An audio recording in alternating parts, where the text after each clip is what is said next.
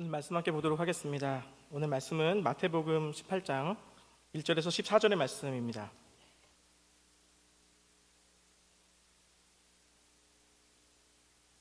마태복음 18장 1절에서 14절의 말씀, 신약성경 29쪽에 있습니다.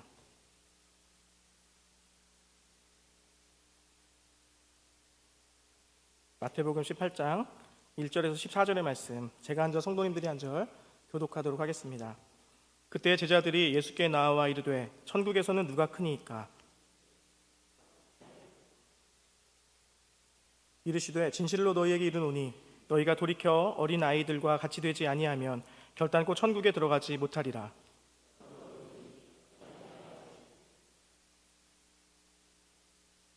또 누구든지 내 이름으로 이런 어린아이 하나를 영접하면 곧 나를 영접함이니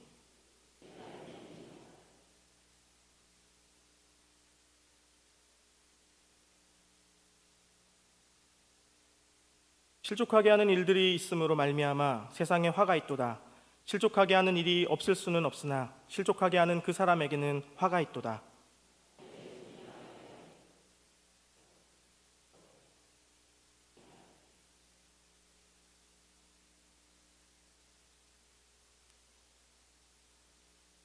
만일 내 눈이 너를 범죄하게 하거든 빼어내버리라. 한 눈으로 영생에 들어가는 것이 두 눈을 가지고 지옥불에 던져지는 것보다 나으니라.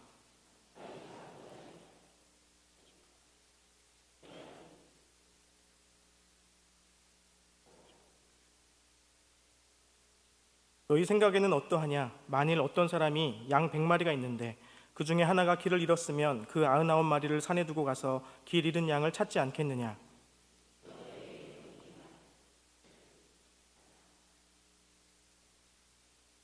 함께 읽겠습니다. 이와 같이 이 작은 자 중에 하나라도 잃은 것은 하늘에 계신 너희 아버지의 뜻이 아니니라. 아멘. 수협에 나오신 성도님들을 예수님의 이름으로 환영합니다. 우리 옆에 계신 분들과 인사하고 말씀을 들으면 좋겠는데요. 네, 만나서 반갑습니다. 이렇게 인사해 볼까요? 네, 만나서 반갑습니다. 만나서 반갑습니다. 네, 함께 앉아서 예배를 드려도 한번 인사하지 않고 헤어지는 경우들이 종종 있어서 인사를 드렸습니다. 지난 3주간에 걸쳐서 다음 세대를 위한 말씀으로 남현교회 이 수요 예배 시간이 참 큰 은혜가 있었습니다. 참 감사하긴 하지만 보통 훌륭한 강사분들 뒤에 말씀 전하는 것은 어려울 수밖에 없습니다. 대충 준비했기 때문이 아니라 이 앞에 계신 분들이 너무나 대단하기 때문에 좀 어렵습니다. 그래서 저도 이제 준비하면서 참 잘하시는 분들이 앞에 했기 때문에 오늘 참 은혜가 덜할 수 있겠다, 뭐 이런 생각들을 혼자 해봤습니다. 그러나 여러분, 집밥이 건강에 좋습니다. 할렐루야. 네, 이상입니다. 오늘 본문은 천국 복음에 대한 그런 복음에 대한 주제를 마태복음 전체에 대해서 다루면서 오늘 18장에서는 장차 천국의 삶이 어떠해야 되는지에 대해서 말씀하고 있는 말씀입니다. 작은 자에 관한 주님의 가르침을 통해서 교회 생활 가운데 그리스도인들이 어떤 윤리적인 자세로 살아야 하는지를 오늘 교훈하고 있는 말씀입니다. 오늘 말씀은 천국에서 누가 크니까? 라고 물어본 제자들의 질문으로 시작합니다. 제자들의 사이에 있어서 서열 문제로 아마도 어떠한 그 안에서의 문제들이 있었던 것 같습니다. 사실 교회가 겉에서 보기에는 천국 같은 곳으로 보여지지만 실상은 그렇지가 못합니다. 왜냐하면 교회는 완전한 천국이 아니기 때문이죠. 그리고 교회의 성도들도 미완성의 죄인들이기 때문에 이 교회는 완벽하지 않습니다. 그래서 교회 안에는 갈등과 긴장이, 또 시기와 분쟁이 난무하는 것이 지상교회의 현실이라는 것입니다. 저는 저의 삶 가운데는 열등감이 좀 있었습니다. 느끼시는 분도 계시겠지만 작은 키 때문에도 조금 어려움이 있었고, 그리고 공부를 잘하지 못해서의 열등감도 잘하면서 있었습니다. 그래서 이제 기도만 하면 되는 줄 알고 열심히 기도했습니다. 기도만 하면 열심히 하면 좀 뭔가 새로운 세계가 열리겠거니 해서 기도를 열심히 했는데, 제가 이제 신학교에 입학했지 않습니까? 기도를 잘하는 사람이 너무나 많은 거예요. 기도에서도 막 열등감을 느꼈습니다. 저렇게 기도를 잘하면, 정말 어떤 저희 누나가 있었는데 기도를 하면 듣는 사람들이 막 눈물이 뚝뚝 떨어지게 막 만드는 그런 힘이 있는 자매였습니다. 나는 왜 기도도 조금 잘하지 못할까? 이런 생각들이 들었습니다. 또 기타를 조금 쳤는데 기타도 잘 치는 사람이 너무 많고, 드럼도 조금 쳤는데 너무나 잘 치는 사람이 많고, 여러 가지 부분에서 뭐 좀 잘 뭔가 튀어보고 싶고 인정받고 싶은데 잘 되지 않아서 마음의 상처를 많이 입었던 시기들이 있었습니다. 자꾸 비교하게 되면서 나는 왜 저 사람처럼 안 될까?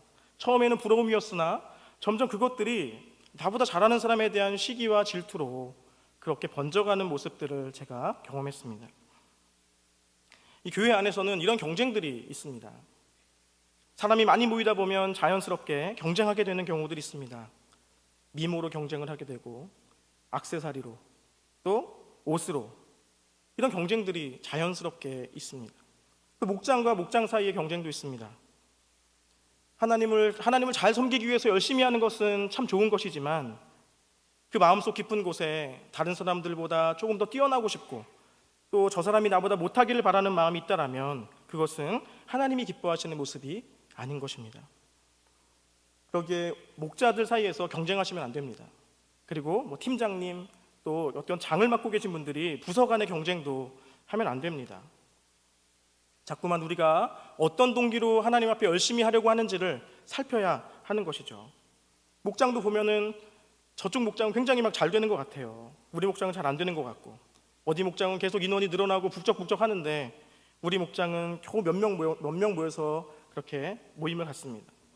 어떤 팀은 계속 사람들이 늘고, 어떤 팀은 점점 인원이 줄고, 겉으로 수가 많으나 적으나 이런 것이 중요한 것이 아니라 하나님께서 나에게 맡기신 영혼을 내가 어떻게 돌보았는가, 하나님께서 원하시는 대로 잘 이끌었는가, 이것이 중요한 것입니다. 여러분, 베드로와 스데반의 이야기를 아십니까? 베드로가 설교했더니 3,000명이 회개했습니다. 스데반이 설교했습니다. 그러자 많은 사람들이 돌을 들어서 스데반을 쳤습니다. 똑같이 말씀을 전했는데 누구는 굉장히 성공적인 사역을 한 것 같고, 그런데 누구는 실패한 사역과 같은 것이 이 본문 안에, 성경 안에 고스란히 다 담겨져 있습니다. 어떤 사람은 그렇게 사역하면서 은혜를 입을 수 있지만, 어떤 사람은 사역을 하면서 은혜를 잃어버릴 수 있다는 것입니다. 이것은 그가 잘했고 그가 못했다 이런 것을 얘기해 주는 것이 아니라 각자의 부르심이 다른 것입니다. 그러기에 열매를 가지고 평가하는 것은 잘못된 것입니다. 어떠한 동기로 하나님을 섬겼는가, 그것을 살펴야 됩니다. 인정받고자 하는 마음으로, 다른 사람보다 잘하고자 하는 마음으로 그렇게 섬기는 것은 아무런 유익이 없습니다. 주님의 기쁨을 위해서 자신에게 맡겨진 일을 충성하는 자가 되어야 하는 것입니다. 그러기에 우리가 시기와 분쟁을, 시기와 경쟁심을 멀리해야 됩니다. 그럴 때 우리의 마음이 조금이라도 시기심이 올라올 때, 우리의 마음이 조금씩 경쟁심이 올라올 때 우리가 정신을 차리고 이렇게 우리의 마음을 지키지 않으면 우리가 열심히 일하고서도 하나님의 인정을 못 받는 일들도 생길 수 있다는 것입니다. 우리의 마음속에는 높아지고자 하는 마음이 있습니다. 그러기에 그 높아지고자 하는 마음을 그대로 내버려 두면 이 천국이 되어야 될 내 마음이 경쟁심으로 차게 되면 이 마음이 지옥이 되는 겁니다. 제자들의 질문에 예수님은 이렇게 말씀하십니다. 3절과 4절인데요. 이르시되 진실로 너희에게 이르노니 너희가 돌이켜 어린아이들과 같이 되지 아니하면 결단코 천국에 들어가지 못하리라. 그러므로 누구든지 이 어린아이와 같이 자기를 낮추는 사람이 천국에서 큰 자니라. 이렇게 말씀하십니다. 어린아이와 같아야 천국에서 위대한 자라고 말씀하고 계시는 것이죠. 한마디로 주님은 제자들에게 어린아이와 같은 겸손을 요구하고 계시는 것입니다. 낮춰야 천국에서 위대한 사람이 된다라는 것을 말씀하고 계신 것이죠. 그리스도인들에게 겸손이 왜 중요할까요? 겸손이 우리로 하여금 천국에 들어갈 수 있는 천국의 열쇠가 되어지기 때문에 겸손은 굉장히 중요한 것입니다. 또 어린아이와 같이 되어져야 된다는 것은 무엇입니까? 하나님의 도움 없이는 살아갈 수 없는, 어른의 도움이 없이는 살아갈 수 없는 무능력한 존재임을 인정하고 하나님께 전적으로 의탁하는 것을 말합니다. 우리는 우리의 힘으로 우리를 구원할 수 없습니다.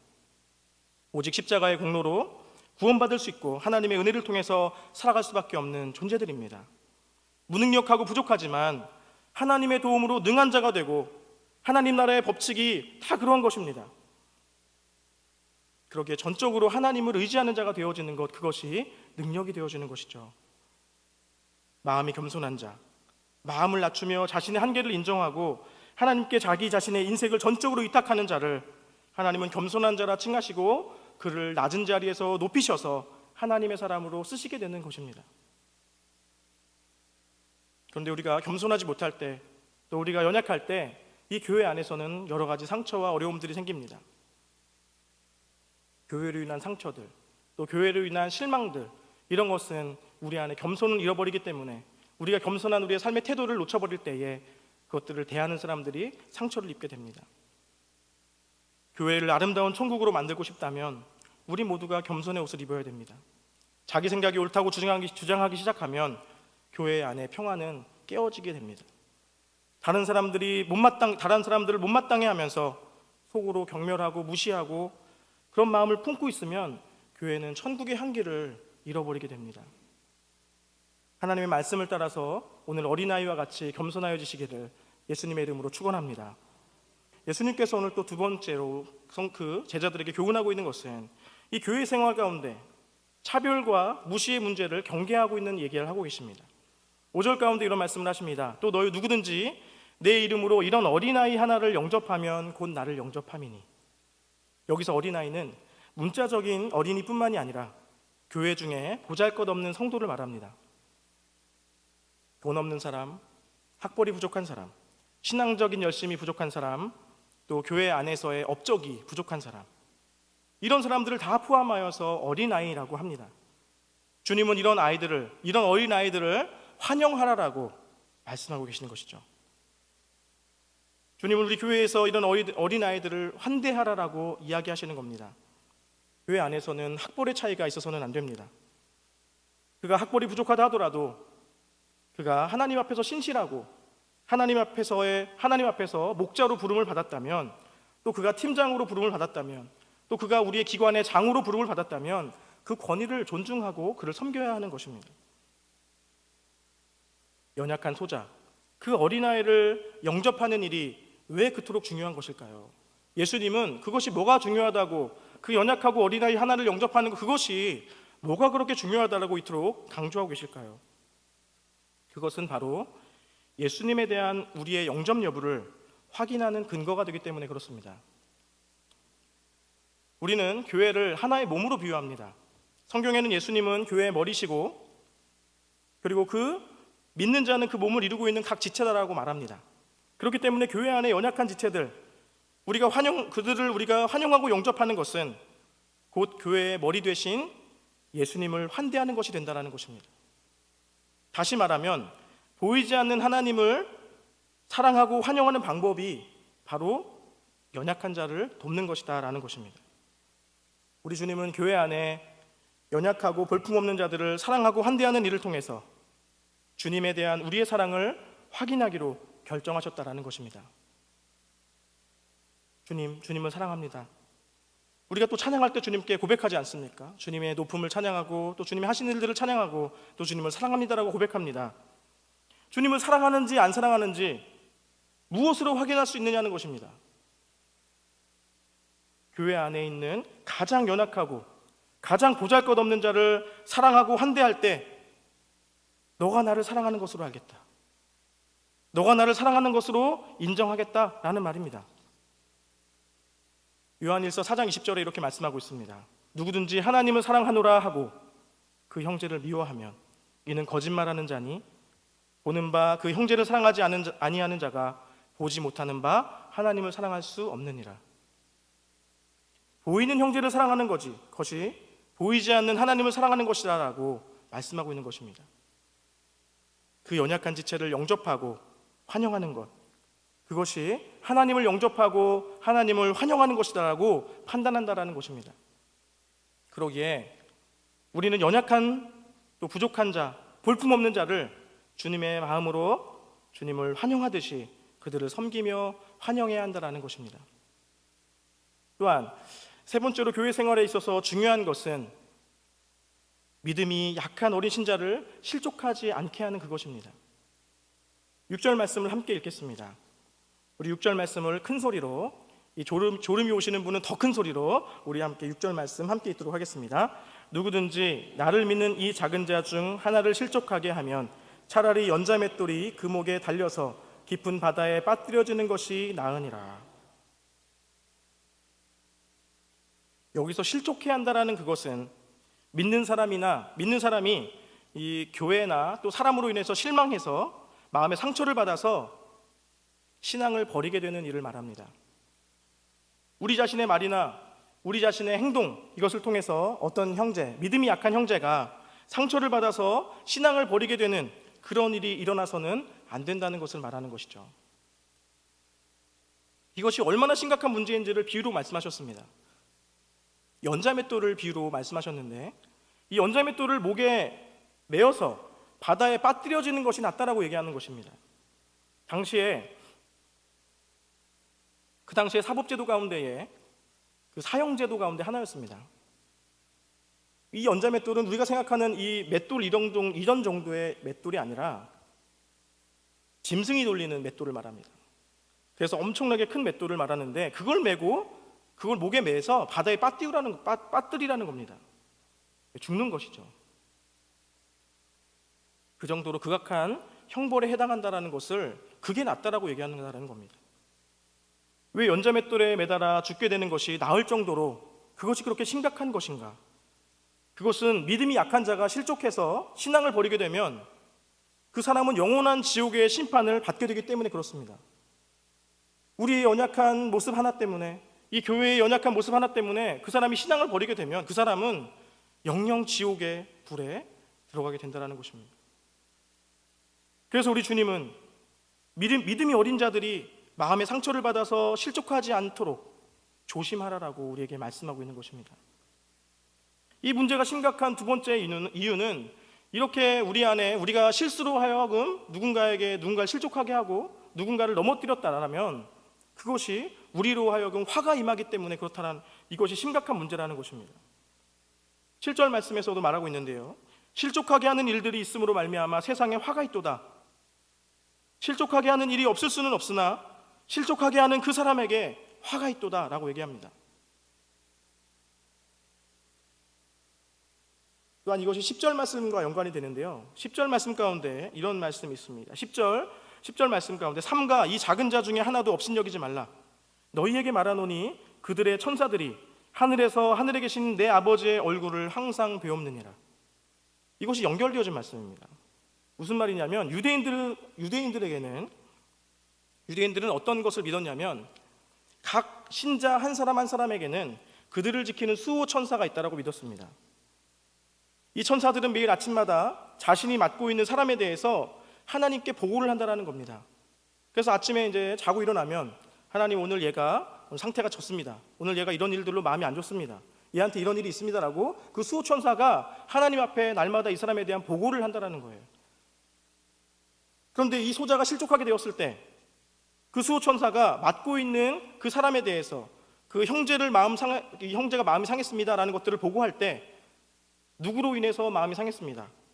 누가 이렇게 해서 마음이 상하고 얘가 힘들었답니다라는 것들을 하나님께 보고한다라는 것으로 믿고 있었습니다.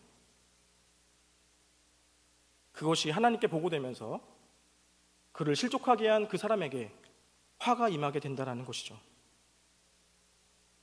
마태복음 5장 22절에서는 이것들에 대해서 이렇게 얘기합니다. 하나님의 진노가 얼마나 심각한지를 말해주고 있는데, 나는 너희에게 이르노니 형제에게 노하는 자마다 심판을 받게 되고 형제를 대하여 나가라 하는 자는 공회에 잡히게 되고 미련한 놈이라 하는 자는 지옥불에 들어가게 되리라. 나가라고 하는 것은 유대인들이 쓰는 욕입니다. 그렇게 욕을 하면, 그래서 그 사람에게 나쁜 말을 하고 그 사람의 마음에 상한 마음을 줄 때 우리에게 심판이 임한다라는 것을 말합니다. 우리가 형제에게 화를 내고 그러면 심판이 임한다는 거예요. 또 그 형제가 실족하게 되어지면 그것이 우리에게 무서운 죄가 된다는 겁니다. 그렇기 때문에 실족하게 하는 일이 없도록 주의하라라는 말씀을 우리에게 하고 있는 것이죠.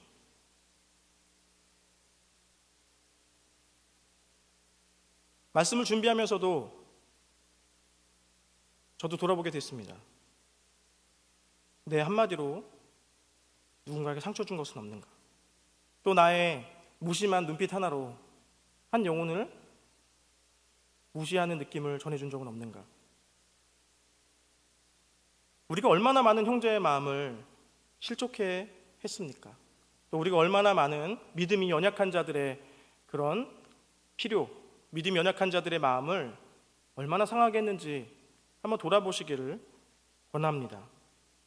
아마도 우리는 그런 것들을 하나하나 꼬집기 시작하면, 하나하나 우리가 세기 시작하면 우리는 수십 번 지옥불에 들어갔다 나와도 시원치 않을 것입니다. 오늘 우리에게 이 말씀을 주시는 이유는 지옥불에 들어갈 운명에서 벗어나도록, 신속하게 회개하고 그 형제를 회복하도록 기회를 주시기 위해서 오늘 우리에게 말씀을 주신다라고 우리가 받아들이면 좋겠습니다. 그러면 우리는 어느 정도까지 실족해야 하는 일에 대해서 조심해야 될까요? 범죄한 자신의 몸 일부를 끊어내버릴 정도로 철저하게 각오를 해야 한다라고 말씀하고 있는 겁니다. 정말 상처 주지 말아야겠다. 정말 내가 내 손이 잘라지는 한이 있더라도 실족하지 않도록 해야 되겠다라고 하는 결단이 있어야 된다라고 오늘 본문은 얘기합니다. 그것이 8절과 9절입니다. 만일 내 손이나 내 발이 너를 범죄하게 하거든 찍어내버리라. 장애인이나 다리 저는 자로 영생에 들어가는 것이 두 손과 두 발을 가지고 영원한 불에 던져지는 것보다 나으니라. 만일 내 눈이 너를 범죄하게 하거든 빼어내버리라. 한 눈으로 영생에 들어가는 것이 두 눈을 가지고 지옥불에 던져지는 것보다 나으니라. 여기서의 말씀은 비유의 말씀입니다. 이 말씀을 문자적으로 실행하라고 하시는 말씀이 아닙니다. 내 눈이 범죄하면 빼버리라고 하시잖아요. 2개밖에 없는데 그럼 2번이면 끝나는 겁니다, 인생이. 그러나 주님은 지금 그걸 문자 그대로 하라고 하시는 것이 아니라 그만큼 단호한 각오를 하라고 우리에게 말씀해 주시는 겁니다. 그러기에 여러분, 형제자매들에게, 특별히 믿음이 연약하고 어린 형제자매들에게 상처 주지 않도록 조심해야 됩니다. 말로 상처 주는 것, 표정으로 상처 주는 것 조심해야 됩니다. 연약한 형제, 그리고 영적으로 어린 자매, 그들의 눈높이에서 생각하고 그들을 대해야 됩니다. 특별히 신앙이 어린 지체들, 교회에 온 지 얼마 안 된 그 형제자매들을 우리는 마음을 모아서 신경을 써야 됩니다. 처음 보는 사람들이 계십니까? 교회 왔을 때 새 가족인가 보다. 그러면 우리가 반갑게 인사해야 됩니다. 그냥 못 보던 사람이 왔나 보네. 어디 옆 교회 다니다가 오늘 예배드리러 잠깐 왔나? 이렇게, 아니면 혹시 우리 교회 뭐 가지러 온 사람 아니야? 라고 의심의 눈빛이 아니라 이 사람이 정말 나쁜 의도로 왔더라도 이 많은 사람들의 친절함을 대하면서 마음이 뒤바뀌게 하는 능력이 우리 교회 안에 있어야 됩니다. 어떤 목사님은 그렇게 말씀하셨어요. 새로운 사람이 왔을 때 5명 정도만 밝게 인사하고 자신을 소개하면 그 사람이 정착된다라고 합니다. 그분의 이론이기 때문에 그렇게 큰 통계는 없어요. 그런데 그분은 그렇게 얘기합니다. 5명만 누군가 새로운 사람이 나타났을 때 그 사람을 향해서 인사를 밝게 하고 자신을 소개하면 그 사람이 교회에 정착하더라라는 것입니다. 될 수 있으면 상처를 주지 않으려고 노력해야 됩니다. 그러나 우리가 사람이기 때문에 상처를 주지 않을 수가 없습니다. 7절 말씀에서도 말씀하고 있지 않습니까? 실족해하는 일이 없을 수는 없으나, 이렇게 말합니다. 그래서 우리가 실족해합니다. 그런데 이때 중요한 것은 신속하게 상처받은 사람을 찾아가서 회복하는 일에 빨리 뛰어드는 것이 우리에게 지혜로운 일입니다. 본문 12절과 14절에 이렇게 얘기하고 있습니다. 너희 생각에는 어떠하냐? 만일 어떤 사람이 양 100마리가 있는데 그 중에 하나가 길을 잃었으면 그 99마리를 산에 두고 가서 길 잃은 양을 찾지 않겠느냐? 진실로 너희에게 이르노니 만일 찾으면 길을 잃지 아니한 99마리보다 이것을 더 기뻐하리라. 이와 같이 이 작은 자 중에 하나라도 잃는 것은 하나님 하늘에 계신 너희 아버지의 뜻이 아니니라. 여기에 왜 잃은 양 비유를 가져왔을까요? 잃어버린 양 하나가 있다면, 우리의 말과 행동과 표정 때문에 실족하여서 신앙으로부터 멀어져 버린 형제자매가 있다면 그 사람을 빨리 찾아오라는 겁니다. 우리가 사람이기 때문에 다른 사람에게 상처를 주지 않을 수가 없습니다. 의도하지 않은 상처를 주게 됩니다. 그때 어떻게 해야 되냐면 신속하게 우리의 잘못을 인정하고 그 사람 앞에서 용서를 구하고 그 사람의 마음을 풀어주는 일을 우리가 해야 된다는 것입니다. 이것이 굉장히 중요한 것입니다. 가능하다면 상처를 주지 않으려고 해야 되지만 본의 아니게 상처를 주거나 그의 마음을 아프겠다면 나의 잘못을 인정하고 잘못을 고백하고 그에게 용서를 구하고 그에게 용서를 받는 것, 그것이 무엇보다 중요합니다. 미안합니다. 말해야 됩니다. 죄송합니다. 라고 말을 해야 됩니다. 내가 이 부분에 있어서 당신에게 상처를 준 것 같습니다. 용서해 주시면 고맙겠습니다. 이런 말을 해야 되는 거예요. 이러한 사과를 통해서 형제와의 관계가 회복돼야 됩니다. 이것이 주님이 원하시는 것입니다.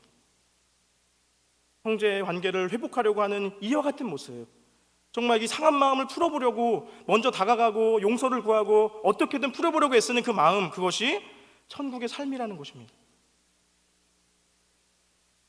교회가 실수가 없고 공동체가 문제 없기를 기대하는 것은 현실적이지 못합니다. 교회에는 문제가 있습니다. 교회에 다니는 사람도 실수할 수 있고 또 실수를 합니다. 죄를 지을 수도 있습니다. 그러나 교회가 세상과 다른 그것은, 세상은 자기의 잘못을 은폐하려고 하고 아니라고 얘기하지만 교회는 자기의 잘못을 인정하고 이것이 우리의 허물입니다. 이것이 우리의 잘못입니다. 내가 잘못했습니다. 한순간 우리가 실수했습니다. 그리고 달게 죗값을 받겠습니다. 이렇게 말해야 된다는 것이죠. 이것이 교회가 세상과 다른 모습이 되어져야 하는 것입니다. 실수하지 않으려고 하는 것보다 실수하더라도 실수하고 난 다음에 그것을 회복하려고 애쓰는 모습이 더 멋지고 성숙한 모습입니다.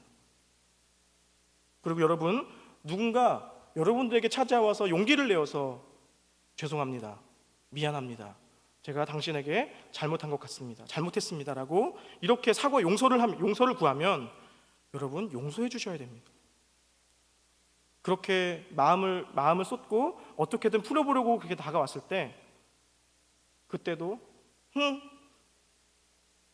용서 못해? 또 어린아이와 같은 모습으로 반응하게 되면 이 교회가 천국의 모습을 잃어버리게 되는 것이죠. 아, 이 사람이 얼마나 자기의 것들을 인정하고 나한테 나아올 때까지 얼마나 많이 고민했을까. 사실 나도 잘못한 게 있는데 사실 나도 잘못한 게 있는데 왜 내가 자꾸 저 사람한테만 내 죄를, 나한테 상처 준 사람은 저 사람이라고 자꾸 저 사람에게만 뒤집어 씌우려고 그러지? 나의 잘못도 돌아보면서 받아줘야 됩니다. 이것이 바로 천국의 모습이라는 것입니다. 서로 미안하다고 말하고 사과를 하고 사과를 받아주고 예전에 그 좋았던 상태로 다시 돌아가는 것, 그것이 바로 천국의 모습입니다.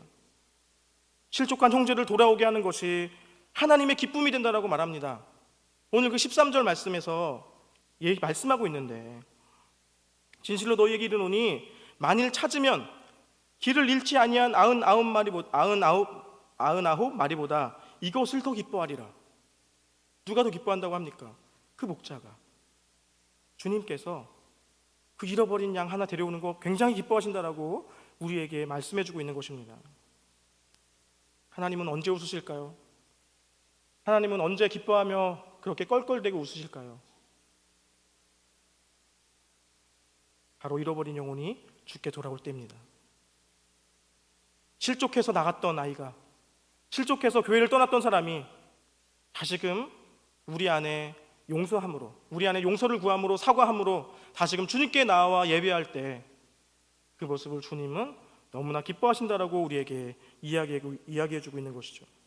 그런 의미에서 우리가 지금 하려고 하는 예수사랑 축제는 너무나 중요한 겁니다. 이것이 그냥 해마다 있는 우리 안에 어떤 프로그램의 하나로 우리에게 기억되어서는 안 됩니다. 하나님이 얼마나 기뻐하실까? 우리가 이렇게 애써서 한 영혼이라도 주께 나오게 하면 하나님이 얼마나 기뻐하실까를 우리가 마음에 새기면서 그런 마음으로 한 영혼을 마음에 품고 애쓰시면 그 어떤 것보다 주님이 기뻐하실 줄로 믿습니다. 우리가 교회 안에서 지낼 때에 경쟁하고 시기하고 하는 그런 세상의 모든 죄악된 것들은 다 버려야 됩니다. 남을 높여야 되고 사람들을 그 자체로 존중해주는 교회가 되어야 합니다. 너는 잘생겨서 좋고 나는 개성 있어서 좋고, 너는 날씬해서 좋고 나는 튼튼해서 좋고, 뭐 이렇게 서로가 서로에 대해서 좋은 것들, 서로가 서로에 대해서 긍정적인 것들을 자꾸만 이야기해 줘야지, 얘는 이래서 안 좋고, 이건 이래서 안 좋고, 이래서 안 좋고, 수백 가지 잘하는데 잘못하는 거 한두 가지 가지고 사람을 그렇게 못난 사람으로 만들어버리면 안 됩니다. 잘하는 것들을 칭찬하고 격려하고 존중해주면서 계속해서 하나님 나라를 우리가 세워가지 않으면 우리는 천국이 되어야 될 이곳이 점점 지옥이 되어져 가는 것들을 보게 된다는 것입니다.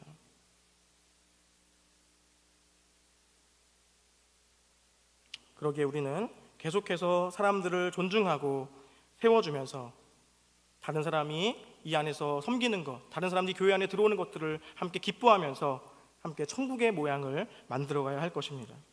시기하고 헛듣고 험담하고 깎아내리고 그런 모습이 우리 교회 안에서는 더 이상 발을 붙이지 못하도록 해야 됩니다.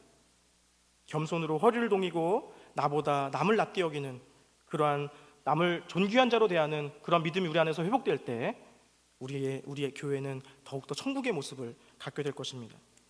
어리고 연약한 자, 보잘것이 없는 자, 부족하다 하더라도 하나님께서 그 사람을 목자로 세우셨으면, 하나님께서 그 사람을 리더로 세우셨으면 그 리더십을 인정하는 사람들이 되어야 됩니다. 몸이 불편한 사람, 정신적으로 약한 사람, 세상에서 내세울 것이 없는 사람, 어렵고 가난하고 유약한 사람, 그 누구든지 우리 남현교회 안에 있으면 하나님의 형상으로 존중을 받고 인정받고 귀한 가치가 있는 존재들로 그렇게 인정받게 되면 우리 남현교회가 천국이 되어지는 것입니다. 그러기에 믿음이 약한 자들을 실족하지 않도록 주의하기를 원합니다. 말을 조심하고 행동을 조심하고 또한 표정 또한 은혜가 되는 표정이 되어져야 할 것입니다.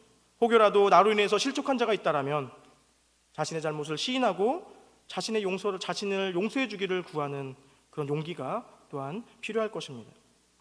이 같은 겸손의 모습을 통해서 하나님의 영광이 우리 교회 위에 임하게 될 것입니다. 연약한 자들을 영접하고 환대하는 모습과 그 실족한 형제가 없도록 마음을 쓰고 배려하는 모습 속에서 하나님의 영광이 이 남현교회 가운데 임하게 될 것입니다. 여러분, 천국이 되어지는 것은 우리 한 사람 한 사람이 주님 앞에서 겸손한 자가 되어질 때 천국이 되어집니다. 한 사람 한 사람이 우리 안에 상처를 주었던 자들을 찾아가서 용서를 구하고 사과하고 다시금 하나님의 나라를 만들자, 다시금 하나님의 공동체로서 우리가 함께 풀자라는 부분으로 우리가 먼저 낮아질 때 그제서야 하나님 나라가 이 안에 펼쳐지게 되는 것입니다.